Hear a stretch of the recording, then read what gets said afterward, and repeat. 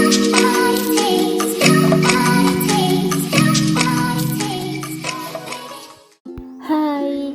kami dari kelompok 6 dengan anggota Nabila Nursifah Yusuf Putri dan Melisa Wijaya di sini akan mempresentasikan hasil diskusi kami mengenai decision making, pengambilan keputusan. Apa sih yang dimaksud dengan pengambilan keputusan? Pengambilan keputusan ialah proses pemecahan masalah dengan menentukan pilihan dari beberapa alternatif untuk menetapkan suatu tindakan dalam rangka menyelesaikan masalah yang dihadapi. Langkah-langkah pengambilan keputusan. Yang pertama, identifikasi tujuan. Menentukan tujuan dan sasaran khusus dan mengukur hasilnya. Organisasi memerlukan tujuan dan sasaran dalam setiap bidang, di mana hasil karya mempengaruhi efektivitas organisasi. Jika tujuan dan sasaran ditetapkan secara memadai, maka ia akan menentukan hasil yang harus dicapai dan ukuran yang digunakan untuk mewujudkan tujuan dan sasaran tersebut. Yang kedua, membaca kriteria. Mengidentifikasi persoalan, buat satu set matriks perbandingan berpasangan.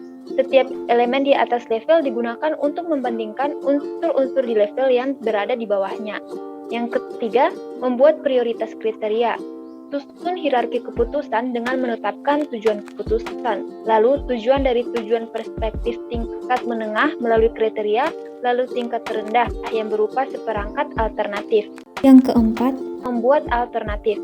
Setelah masalah dirinci dengan tepat dan tersusun baik, maka perlu dipikirkan cara-cara pemecahannya.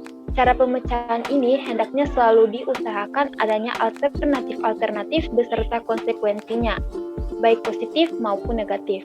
Oleh sebab itu, seorang pimpinan harus dapat mengadakan perkiraan sebaik-baiknya. Untuk mengadakan perkiraan dibutuhkan adanya informasi yang cukup dan metode perkiraan. Tujuan memilih alternatif adalah memecahkan persoalan supaya dapat mencapai tujuan dan sasaran yang telah ditetapkan sebelumnya. Yang kelima, melakukan uji alternatif. Tahap ini merupakan suatu proses untuk merepresentasikan model sistem yang akan dibangun berdasarkan pada asumsi yang telah ditetapkan. Dalam tahap ini, suatu model dari masalah dibuat, diuji, dan divalidasi. Melakukan memilih keputusan terbaik berdasarkan kriteria tertentu yang telah ditentukan dan mengarah kepada tujuan yang akan dicapai. Yang ketujuh, menetapkan alternatif. Fase ini merupakan bagian tersulit yang harus dilakukan oleh seorang pengambil keputusan. Namun dengan mengikuti prosedur yang rumit dan rinci dan berorientasi pada penyelesaian masalah, dapat diyakini akan menghasilkan keputusan yang memuaskan. Pemilihan satu alternatif yang dianggap paling tepat untuk memecahkan masalah tertentu dilakukan atas dasar pertimbangan yang matang atau rekomendasi. Yang ketujuh, pelaksanaan. Dalam pelaksanaan keputusan berarti kita harus mampu menerima dampak yang positif atau negatif. Ketika menerima dampak yang negatif, kita juga harus mempunyai alternatif yang lain. Pelaksanaan pengambilan keputusan sering menjadi masalah karena keputusan yang mesti ditanggapi oleh banyak orang malah ditangani oleh sedikit orang. Hal sebaliknya juga sering terjadi. Keputusan yang seharusnya dapat ditangani oleh 2-3 orang diserahkan kepada sebuah tim yang terdiri dari 40 orang atau lebih.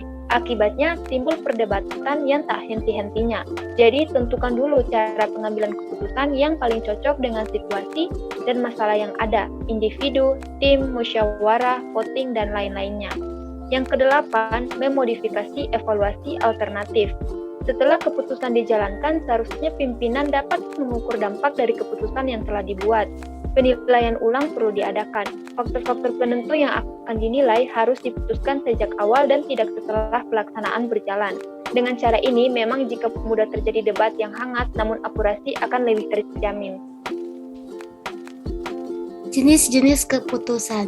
Secara garis besar, keputusan digolongkan menjadi dua, yaitu pertama, keputusan rutin atau keputusan terprogram atau keputusan terstruktur adalah keputusan yang sifatnya rutin dan berulang-ulang dan biasanya telah dikembangkan secara tertentu untuk mengendalikannya atau diprogram. Keputusan terstruktur terjadi dan dilakukan terutama pada manajemen tingkat bawah. Contoh keputusan pemesanan barang. Kedua, keputusan tidak rutin atau keputusan tidak terprogram atau tidak terstruktur adalah keputusan yang diambil pada saat-saat khusus dan tidak bersifat rutin. Keputusan ini terjadi di manajemen tingkat atas. Informasi untuk pengambilan keputusan tidak terstruktur, tidak mudah untuk didapatkan, dan tidak mudah tersedia, dan biasanya berasal dari lingkungan luar. Pengalaman manajer merupakan hal yang sangat penting di dalam pengambilan keputusan tidak terstruktur. Keputusan untuk bergabung dengan perusahaan lain merupakan contoh keputusan tidak terprogram. Pengambilan keputusan berdasarkan intuisi. Pengambilan keputusan berdasarkan intuisi adalah pengambilan keputusan yang berdasarkan perasaan hati yang seringkali bersifat subjektif. Pengambilan keputusan yang berdasarkan intuisi membutuhkan waktu yang singkat. Untuk masalah-masalah yang dampaknya terbatas, pada umumnya pengambilan keputusan yang bersifat intuitif akan memberikan kepuasan sepihak dan bersifat perasaan. Sifat subjektif dari keputusan intuitif ini memberikan keuntungan, yaitu pengambilan keputusan oleh satu pihak sehingga mudah untuk memutuskan. Keputusan intuitif lebih tepatnya untuk masalah-masalah yang bersifat kemanusiaan. Jebakan dalam pengambilan keputusan. Pada proses pengambilan keputusan, ada hal-hal yang dapat terjadi yang umumnya tidak didasari oleh si decision maker. Itulah sebabnya disebut jebakan. Jebakan dalam pengambilan keputusan adalah karakter atau style seseorang yang sudah mempengaruhi cara mengambil keputusan dan mengakibatkan keputusan yang diambil tidak tepat. Pada umumnya hal ini terjadi karena kurang berhati-hati dalam proses pengambilan keputusan dan ada tahap-tahapan pengambilan keputusan yang dilewati.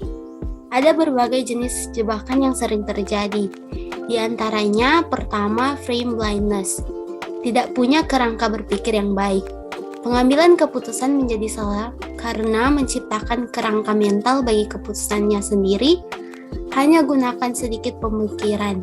Ini menyebabkan seseorang kehilangan alternatif terbaik atau kehilangan tujuan penting dari pengambilan keputusan itu sendiri.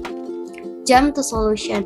Pada bagian ini, seseorang mengumpulkan informasi dan mencapai kesimpulan tanpa terlebih dahulu mengambil waktu untuk berpikir tentang inti masalah yang dihadapi atau untuk memikirkan apakah ia yakin keputusan seperti ini harus dibuat. Ketiga, going solo.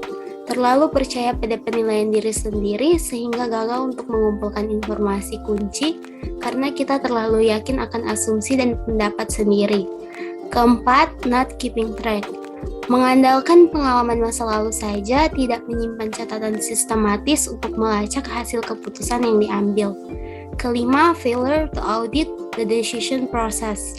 Gagal untuk membuat pendekatan yang terorganisir untuk memahami pengambilan keputusan. Menghindari jebakan agar keputusan menjadi efektif. Demikianlah hasil presentasi dari kelompok kami. Sekian dan terima kasih.